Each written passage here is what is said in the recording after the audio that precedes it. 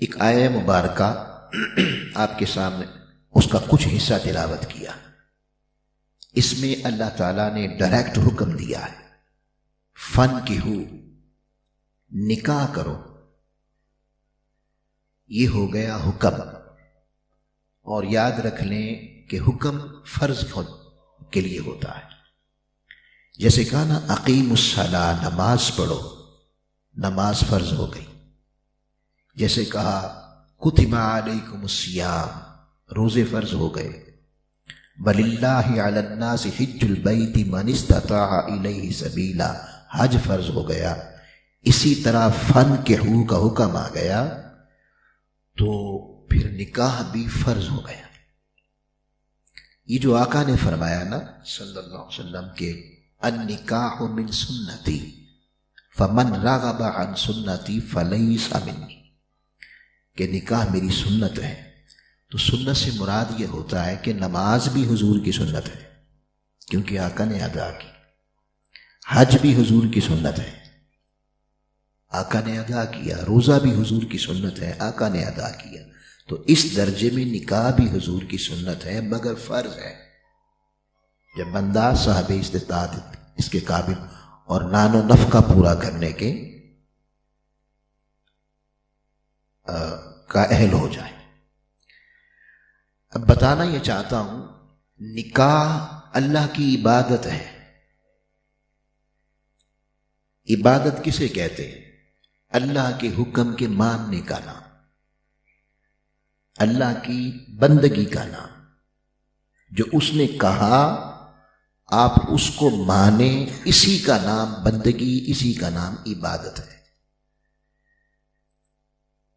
اب بڑی خوشی ہوئی مجھے یہ دیکھ کر کہ عبادت میں انہوں نے وہ گانے ناچ گانے نہیں رکھے۔ آپ کو پتہ ہے کہ جمعے میں خطبہ پڑھتے عبادت ہے، عید میں خطبہ پڑھتے عبادت ہے، نکاح میں خطبہ پڑھتے۔ جس طرح وہ عبادت ہے اسی طرح یہ بھی عبادت ہے۔ اب مجھے بتائیں، آپ نماز میں جا کے گانے شروع کر دیں تو آپ کا ضمیر گوارا کرتا ہے؟ چونکہ آپ کو اس کا علم ہے۔ اب ہمارا ایک بڑا حصہ چونکہ ہندوؤں کے ساتھ گزرا ہے تو علم نہیں رہا کہ نکاح بھی خالصتاً یہ مجلس اللہ کی عبادت کی ہوتی ہے، اس میں خرافات نہیں آنی چاہیے، اس لیے بے برکتیاں ہو جاتی ہیں۔ اب یہاں جو نقطہ سمجھانا چاہتا ہوں وہ یہ ہے، یہ کہا نا اقیم الصلاۃ، نماز پڑھو، تو نماز قرار پا گئی عبادت اور فرض ہو گئی، مگر اس کا اطلاق کب ہوتا ہے؟ یعنی وہ شروع کب ہوتی ہے؟ جب آپ اللہ اکبر کہتے ہیں اور یوں ہی تکبیر تحریمہ باندھ کر آپ نماز میں داخل ہوتے ہیں تو وہ جو فرض تھا پریکٹیکلی شروع ہو گیا۔ سمجھ آ گئی آپ کو؟ پریکٹیکلی شروع ہو گیا۔ اب اس عبادت کو کامل بنانے کے لیے پھر اس کے اندر مستحبات ہیں، سنن ہیں، واجبات ہیں، فرائض ہیں۔ جو جتنا احسن طریقے سے فرض ادا کرے گا، قیام فرض ہے، رکوع فرض ہے، سجدہ فرض ہے، جو جتنے احسن طریقے سے ان کی ادائیگی کرے گا، عبادت بھی اتنی احسن قرار پا جاتی ہے اور فیض بھی اتنا زیادہ ملتا ہے اور وہ اللہ کا قرب عطا کرتی ہے۔ پھر اسی کے اندر اس کے مفسدات بھی ہیں، مکروہات بھی ہیں، کہ بعض معاملات عبادت کے اندر ہو جائیں تو اس سے وہ عبادت کی کاملیت ختم ہو جاتی ہے اور بسا اوقات وہ فاسد ہو جاتی ہے اور بسا اوقات اس کی خیر نہیں رہتی، ثواب نہیں ملتا۔ اب جب تک بندہ نماز میں رکوع سجدہ قاعدہ وہ 4 رکعتوں والی ہے، وہ 3 رکعتوں والی ہے، وہ 2 رکعتوں والی ہے، تب تک وہ عبادت میں رہتا ہے، عبادت میں رہتا ہے۔ جو ہی وہ کہتا ہے السلام علیکم ورحمۃ اللہ، السلام علیکم ورحمۃ اللہ، وہ عبادت سے خارج ہو گیا۔ اب نماز کا عمل ختم ہو گیا، عبادت نکل گئی اس کی، اب نماز نہیں ہے۔ تو پتہ چلا کہ یہ فرض کا ٹائم جو ہے نا، ٹائم لمٹ وہ ہو گئی 5 منٹ لگا لیں ہم جیسوں کی، اور صوفیہ کی لگا لیں تو 15 منٹ لگا لیں، گھنٹہ لگا لیں، مگر کب قائم ہوگی؟ جب تکبیر تحریمہ کے ساتھ داخل ہوا تو نماز میں رہا، اور جب اس نے سلام پھیرا تو عمل نماز سے خارج ہو گیا۔ روزہ فرض ہے، اب فرض ہے تو اس میں داخل کیسے ہوتا ہے؟ یعنی نماز کی عبادت کا دورانیہ، نماز کی عبادت کا دورانیہ 5 منٹ ہے، 10 منٹ ہے۔ روزے میں داخل ہوں تو اس کا دورانیہ کب ہوتا ہے؟ سحری سے پہلے، طلوع فجر سے پہلے، جب آپ کھا لیتے ہیں اور اذان آ جائے تو عبادت میں داخل ہو گئے۔ اب یہ عبادت میں آپ داخل ہیں، خارج کب ہوں گے؟ جب بوقت مغرب اذان آئے گی، افطار کریں گے تو روزے کی عبادت سے آپ خارج ہو گئے۔ آپ سمجھ رہے ہیں؟ اب اس عبادت میں آپ سو بھی رہے ہیں تو عبادت جاری ہے، آپ جاگ رہے ہیں، عبادت جاری ہے۔ اب آپ اس کے مکروہات، مفسدات کا خیال رکھیں کہ اس میں کراہت آ جائے گی، عبادت میں کمی آ جائے گی، اس کام کے کرنے سے عبادت میں میری کاملیت نہیں رہے گی، اور یہ افضل کام ہے، وہ کرتے جائیں تو وہ عبادت اعلیٰ درجے کی قرار پا کے اللہ کا قرب دے دے گی۔ مگر کتنے دورانیہ کتنا ہوا؟ 10-12 گھنٹے، 14 گھنٹے۔ حج عبادت ہے، حج عبادت ہے، مگر اس میں داخلہ کب ہوتا ہے؟ 8 ذی الحجہ کو جب حاجی مکے میں حرم پاک سے وہ فجر کی نماز ادا کرنے کے بعد جب احرام باندھتا ہے تو حج کی عبادت میں داخل ہو گیا، حج کی عبادت میں وہ داخل ہو گیا۔ اب اس نے وہاں فجر پڑھنی ہے، ادھر مینا میں آنا ہے، یہاں اس نے 5 نمازیں پڑھنی، اگلی فجر تک رہنا ہے، پھر یہاں سے اس نے عرفات جانا ہے، وہاں اس نے پھر وہ 2 اجتماع فرضین کرنا ہے، عصر مغرب کو اکٹھا کرنا ہے، اور وقوف کرنا ہے مغرب تک، اور بغیر مغرب ادا کیے مغرب کے وقت میں اس نے مزدلفہ آنا ہے، مزدلفہ آ کے مغرب عشاء جمع کرنی ہے، یہاں رات گزارنی ہے، یہاں اس نے فجر پڑھنی ہے، یہاں اسے کنکریاں لینی ہے، احرام اس نے باندھا ہوا ہے، اور عمل حج میں وہ داخل ہے، عبادت اس کی جاری ہے۔ وہ سوئے بھی تو اس کا ثواب چل رہا ہے، وہ جاگے بھی تو اس کا ثواب چل رہا ہے کہ وہ عبادت میں داخل ہے۔ پھر اس نے رمی کرنی ہے، پھر اس نے قربانی کرنی ہے، پھر اس نے وہ احرام کھولنا ہے، حلق کروانی ہے، تقصیر کروانی ہے، اس کے بعد اس نے طواف زیارت کرنا ہے، پھر واپس آ کے اس نے رات مینا میں گزارنی ہے، اگلے دن پھر رات مینا میں گزارنی ہے، اور اگلے دن پھر رات میں مینا میں گزارنی۔ جب یہ آخری رات وہ گزار دے گا اب وہ حج کی عبادت سے خارج ہو گئے۔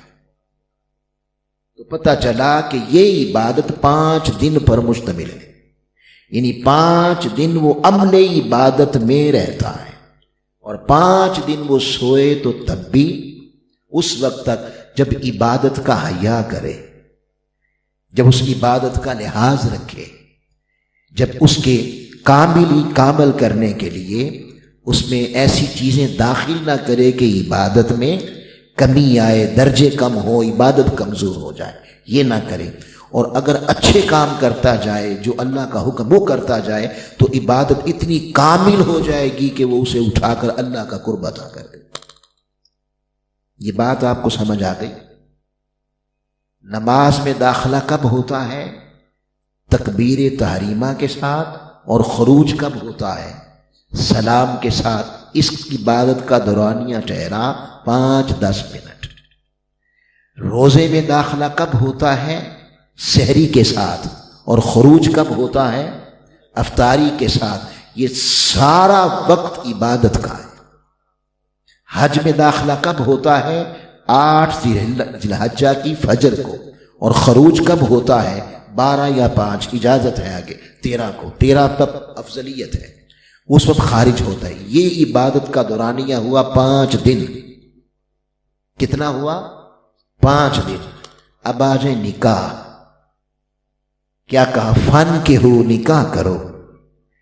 جو ہی نکاح ہے ایجاب و قبول کا نام، جو ہی ایجاب و قبول ہوا وہ عبادت میں داخل ہو گئے، وہ عبادت میں داخل ہو گیا۔ خروج کب ہوگا؟ جب طلاق دے گا۔ خروج کب ہوگا؟ جب مر جائے گا دونوں میں سے ایک۔ اور سن لیں، یاد رکھ لیں، اگر خاتون مر جائے، خاتون مر جائے یا مرد مر جائے تو نکاح نہیں ٹوٹتا اس وقت تک جب تک کہ اگر مرد مرا ہے تو خاتون اگلا نکاح نہ کرے، اجازت ہے اسے، پھر وہ اس کے نکاح سے نکل گئی۔ مرد عورت مر گئی، جس کے نکاح میں مری، قیامت تک یہی نکاح جنت میں داخل ہو کر بھی قائم رہے گا، جنت میں داخل ہو کے بھی قائم رہے گا۔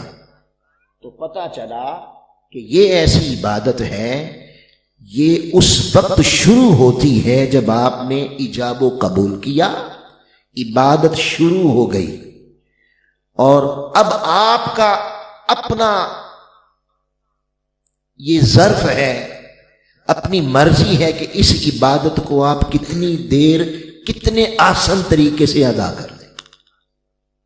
اس کے بھی مکروہات ہیں، اس کے بھی مفسدات ہیں، اس کے بھی واجبات ہیں، اس کے بھی فرائض ہیں، اس کے اندر بھی دراجات ہیں۔ اب وہ دراجات، یہ گاڑی، یہ عبادت ایسی ہے جو فرد واحد ادا نہیں کرتا، اس عبادت میں 2 فرد شامل ہوتے ہیں، ایک مرد اور ایک عورت، یہ دونوں عبادت میں شامل ہو گئے۔ اب اس کے مفسدات کیا ہیں؟ مرد عورت کی تحقیر نہ کرے، مرد عورت کی تحقیر نہ کرے، اس کا لحاظ رکھے، جو شریعت نے اسے کہا ہے کہ اس کے حقوق پورے کر، اسے تھپڑ نہ مارے، اس پر تشدد نہ کرے، اس کے کسی حق کو تلف نہ کرے، اس کے کسی حق کو تلف نہ کرے، اور اس کے حقوق کی ادائیگی کو جتنے آسان طریقے سے ادا کرتا چلا جائے گا اتنا ہی عبادت میں کامل اور اللہ کا قرب عطا ہوتا چلا جائے گا۔ مگر وہ سوئے بھی تو عبادت ہے، جاگے بھی تو عبادت ہے، جب تک یہ نکاح ٹوٹتا نہیں، جب تک یہ نکاح ٹوٹتا نہیں، جو ہی ٹوٹے گا اس عبادت سے خارج ہو گئے۔ یہ بات سنی ہے آپ نے پہلے جی؟ منہاج القرآن آپ کو بہت کچھ سمجھائے گا، یہ خیر کے لیے پیدا کیا گیا ہے، اور اس صدی میں اس امت کو مصطفیٰ کے قریب اور اللہ کے قریب کرنے کے لیے پیدا کیا گیا۔ اب میں نے عرض کر دیا کہ جو نان و نفقہ اور حقوق اللہ نے عائد کیے ہیں، اس کے بنائے ہیں عورت کے، یعنی دلہن کے، یعنی بیوی کے، جتنے احسن طریقے سے ادا کرے گا اتنا بلند ہوتا چلا جائے گا۔ اگر حضور علیہ الصلوۃ والسلام کو دیکھیں تو قربان جائیں، جب آپ نے اس عبادت کا آغاز کیا تو جھاڑو بھی لگا دیتے تھے، گھر کے اندر جھاڑو بھی لگا دیتے تھے، اپنی ازواج کے ساتھ ہر کام کرتے تھے جو کام ہم سمجھتے ہیں میں مرد نہیں رہا، استغفر اللہ، اللہ اس معاشرے کو بچا لے، ہم کیا حضور سے بھی بڑے مرد بن گئے ہیں؟ یعنی بیوی کے ساتھ نیکی کا یاد رکھ لیں، آقا نے فرمایا اللہ کے ہاں تم میں سے سب سے بہترین اور بلند وہ ہے جو اپنی بیوی کے لیے بہتر ہے، اور یاد رکھ لیں جس کی گواہی بیوی نے دے دی کہ میرا شوہر ایسا نیک ہے، سمجھ لو وہ جنت ہی ہے، وہ جنت ہی ہے۔ حدیث پاک میں آتا ہے چند خواتین عرب کی بیٹھی ہوئی تھیں، وہ آپس میں باتیں کرنے لگی. ایک کہنے لگی میرا شوہر بڑا ظالم ہے، بڑا ظلم کرتا ہے، میرا نان و نفقہ پورا نہیں کرتا اور کام مجھ سے جانوروں کی طرح لیتا ہے اور سلوک بھی جانوروں جیسا کرتا ہے، بڑا ظالم ہے. ایک نے کہا نہیں میرا شوہر بڑی محبت کرتا ہے. ایک نے کہا میرا شوہر بڑا شفیق اور رحیم ہے. یہ باتیں ہو رہی تھیں تو سیدہ عائشہ صدیقہ نے فرمایا میرے شوہر جیسا پھر کوئی نہیں.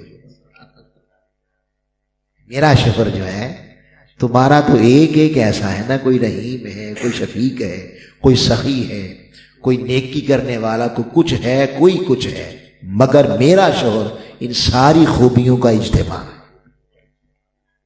تو یہ بات ہے کہ یہ عبادت ہے، اس کو جتنا کامل کر سکتے ہیں کر لیں. مت سمجھیں کہ آپ ایسے بیٹھے ہیں، جتنے نکاح والے بیٹھے ہیں ان کی عبادت جاری ہے. اس کو سمجھیں. چودھری صاحب تانوں سواب ہو رہے ہیں،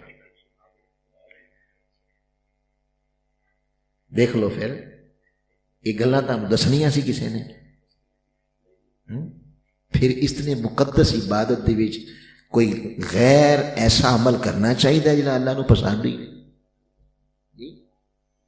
یعنی یہ عبادت دی ٹائم لمٹ جڑی ہے وہ لمبی ہے، پوری زندگی تے قبر دی دیوار تک ہے.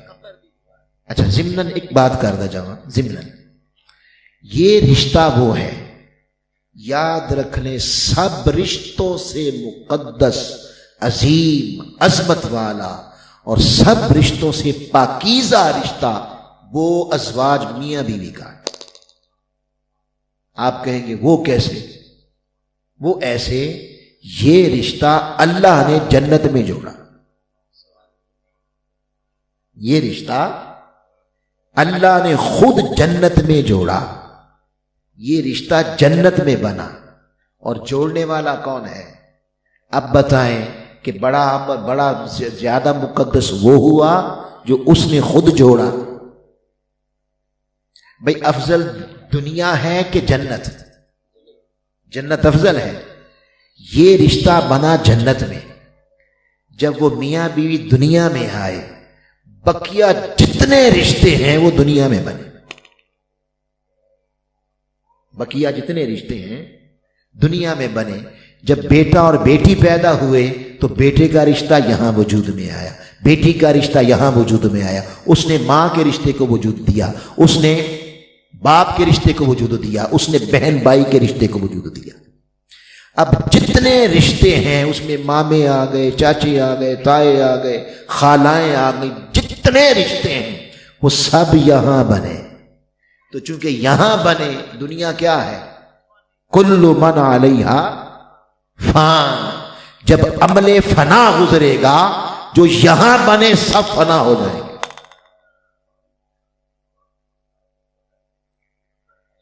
جنت میں کوئی ماں نہیں ہوگی، جنت میں کوئی ابو نہیں ہوگا، جنت میں کوئی چاچا ماما نہیں ہوگا، مگر چونکہ جنت باقی ہے، جنت باقی ہے، تو جو رشتہ جنت میں بنا اس پر فنا نہیں، وہ بھی بقا میں رہے.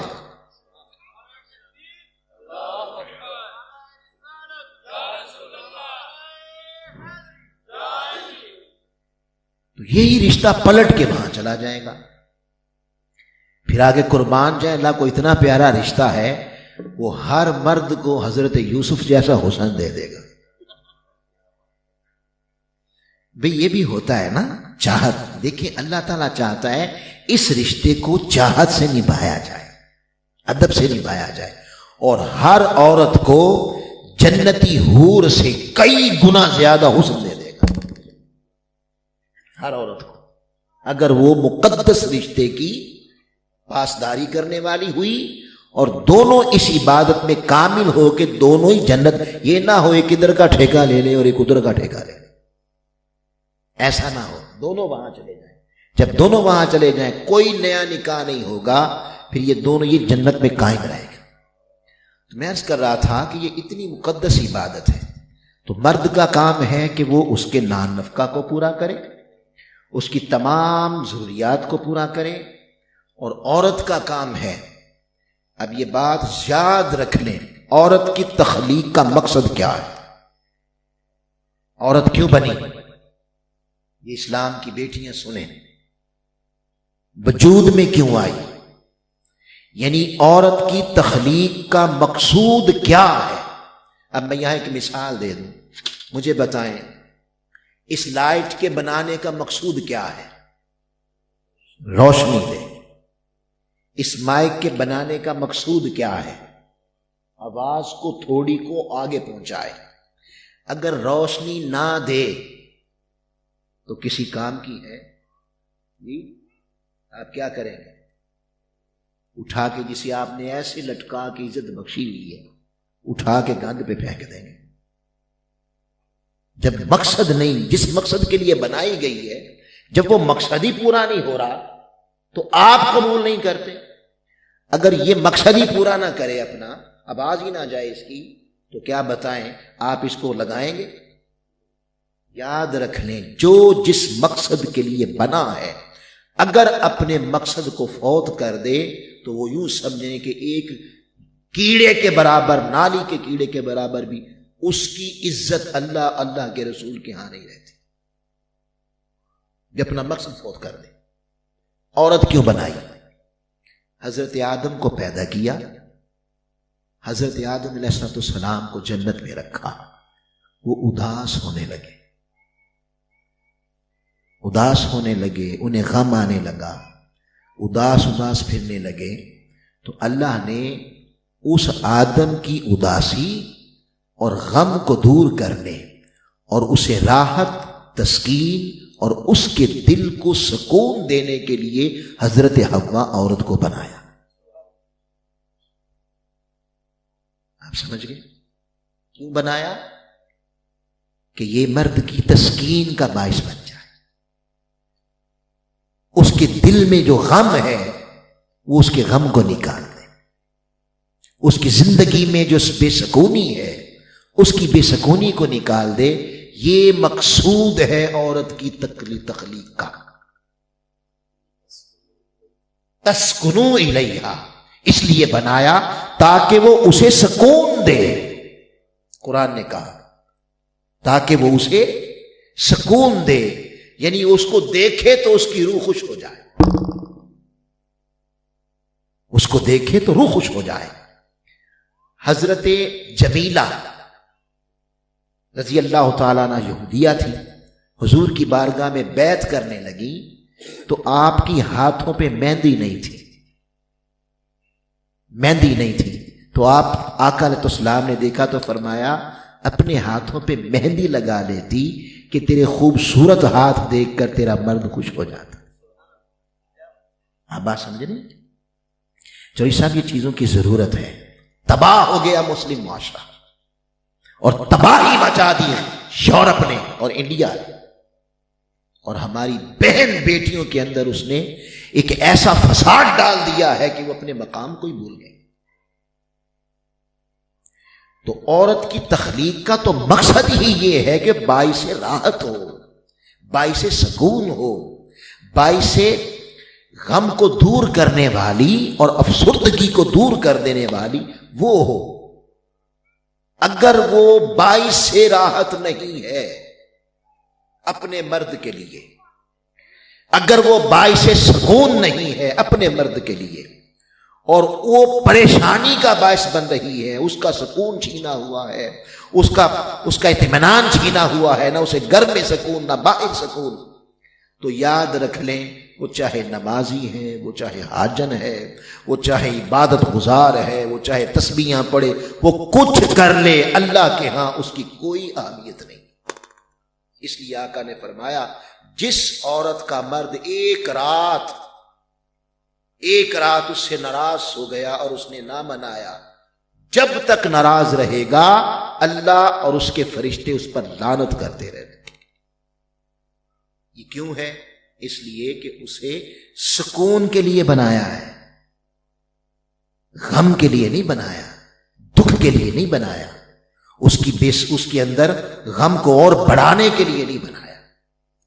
اب اگر خاتون اس عبادت میں جب داخل ہو کے اپنے فرائض کا خیال کر لے، سب سے بڑا فرض ہی یہ ہے کہ میاں کو سکون کیسے ملے گا۔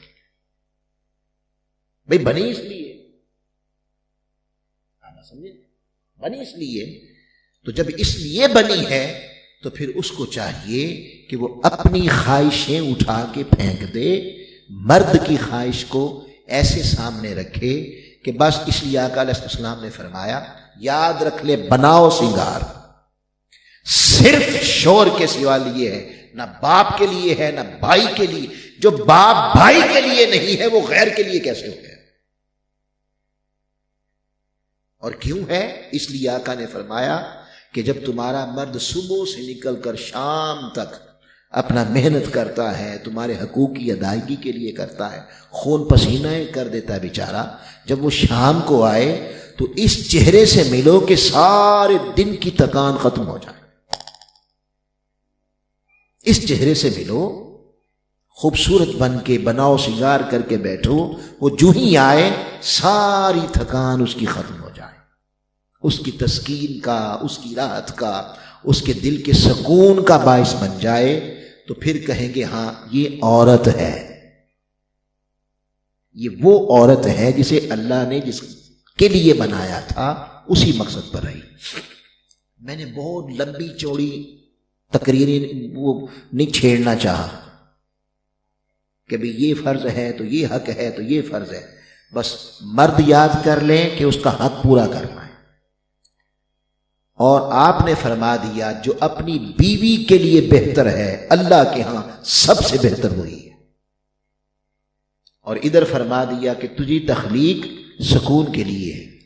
اگر ہم اپنے اسلام، اللہ اور اس کے رسول کی اس بات کو قبول کر لیں اور سمجھ جائیں تو خدا کی قسم گھر جنت بن جائے،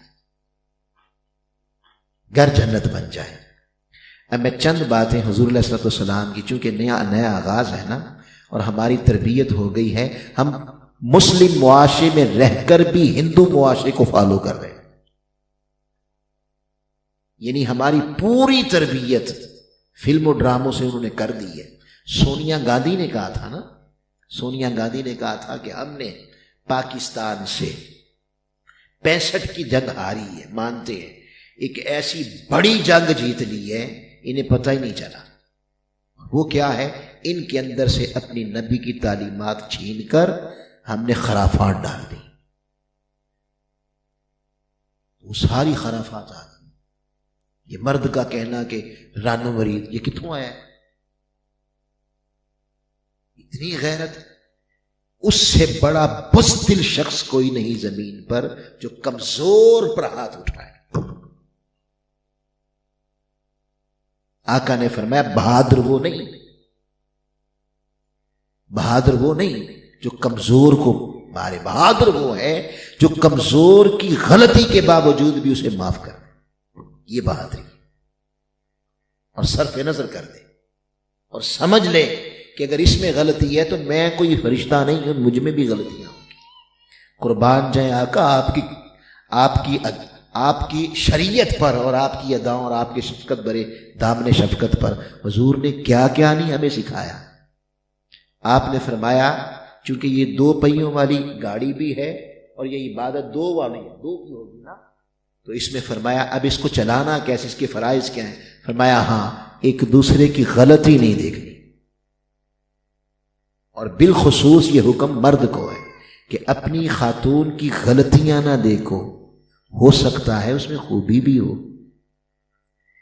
اب یہ کیا قربان جائیں چوری صاحب، غلطی دیکھیں گے تو فساد ہوگا، غلطی سے صرف نظر کرتے جاؤ، اور اس کی اچھائی دیکھو گے تو پھر فساد نہیں ہوگا، پھر گھر جنت بن جائے، محبت پیدا ہوگی، محبت پیدا ہوگی۔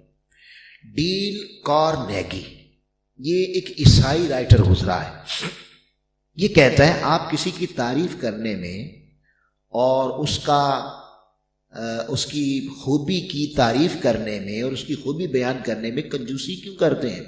اس نے کتاب کا نام رکھا ہے میٹھے بول کا جادو۔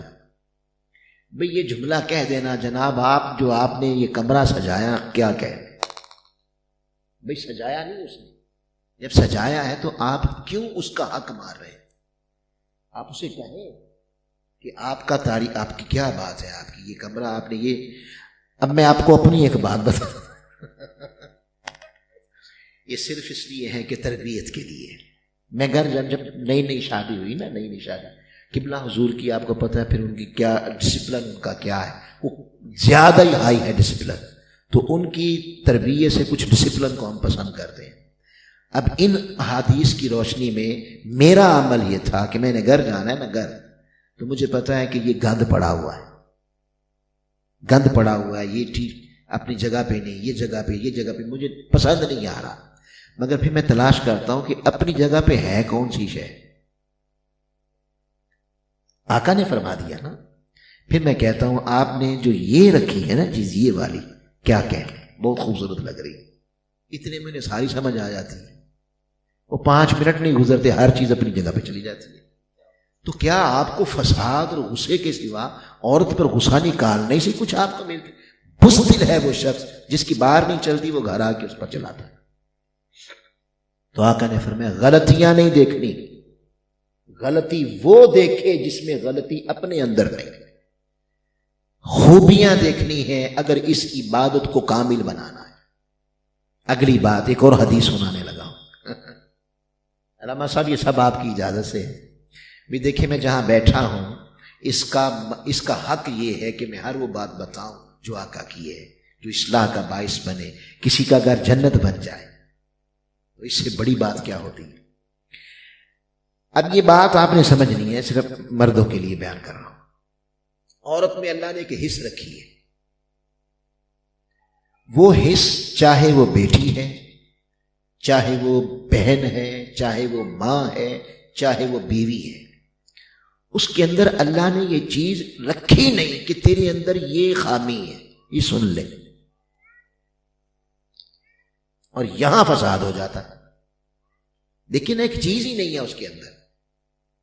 اور جو یہ سن لے، جو عورت یہ سن لے، وہ کامل ولیہ بن جاتی،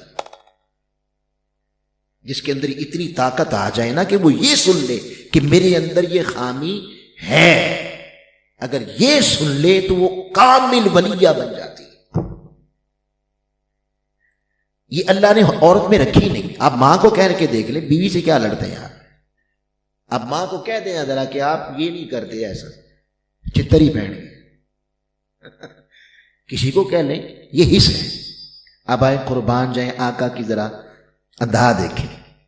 حضور کی ازواج مطہرات امہات المؤمنین رضی اللہ تعالیٰ عنہ، آپ نے نا ازواج نے امہات المؤمنین ہے الگ سے چودھری صاحب الگ سے بیٹھ کے نا آپس میں بات کی.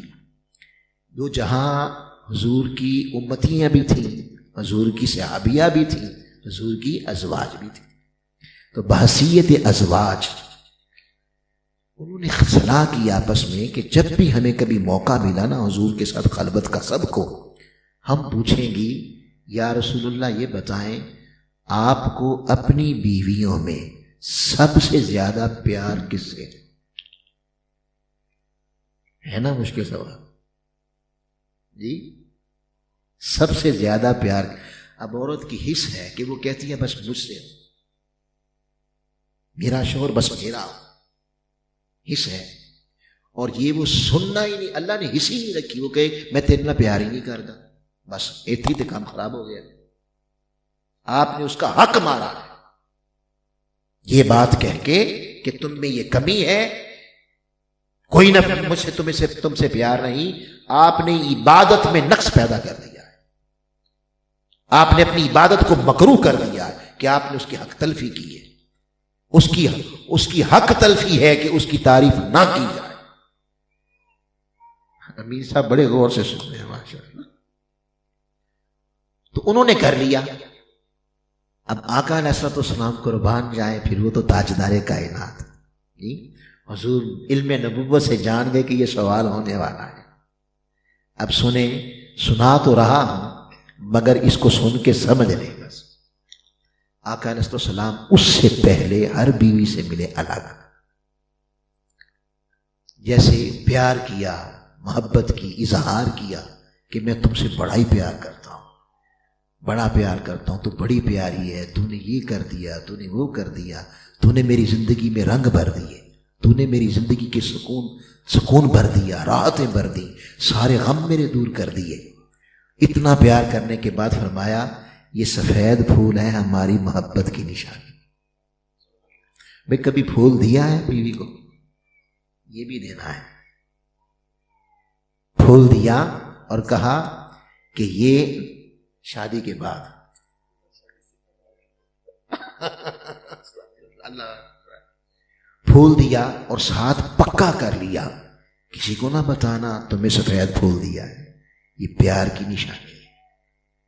ہر ایک سے ملے، ہر ایک سے اسی طرح محبت کی، ہر ایک کو سفید پھول دے دیا اور ساتھ پکا کر لیا دوسری کو پتہ نہ چلے میں نے تمہیں سفید پھول دیا ہے۔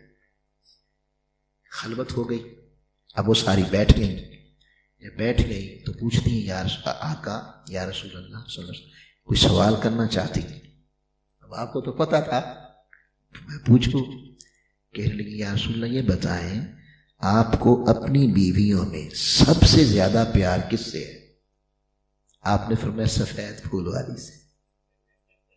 ہائے ہائے ہائے ہائے، کہا کیا ہے کہ میں اللہ کا رسول ہوں، برابر کرتا ہوں۔ اب سمجھیں، حس کا خیال رکھا، جذبات کا خیال رکھا، جذبوں کا خیال رکھا آقا علیہ السلام نے۔ دیکھیے وہ جہاں حضور کی بیویاں تھیں وہاں حضور کی امتی تھی۔ کبھی کسی کے حجرے میں قرآن آ رہا ہے، کبھی کسی کے پاس قرآن آ رہا ہے، اس عظمت کی مالک تھی۔ وہ ساری بیٹھی ہوتی اور پوچھتی یا رسول اللہ سب سے کتنا پیار ہے، اور آپ کہتے ہیں سب سے برابر ہے۔ کہا تو یہی ہے نا، مگر وہ دل ربائی نہ رہتی، وہ اندر کی حس، وہ اندر کی چاہت کہ میرا نام آئے، میری بات ہو جائے، وہ نہ رہی۔ قربان جائیں آقا آپ کی یادوں پر، کہا وہی ہے مگر چونکہ وہ صنف نازک تھی اور اس کے اندر اللہ نے حرص رکھی نہیں ہے سننے کے لیے، یہ بھی سننے کے لیے لگی کہ تیرے نال اوننا ہی کرنا جتنا ہوتے نہ کرنا، یہ بھی نہیں رکھی حرص، وہ ذوق ہی خراب ہو جانا سے۔ آقا نے فرمایا سفید پھول والی، وہ ساری چپ کر گئی، لو جی میرے سب تو زیادہ پیار ہے۔